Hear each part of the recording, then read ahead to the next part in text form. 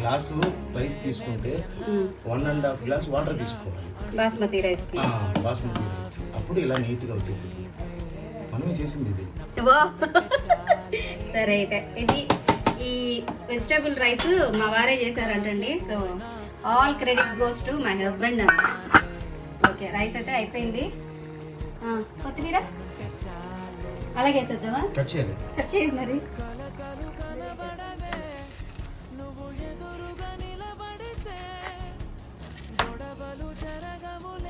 bus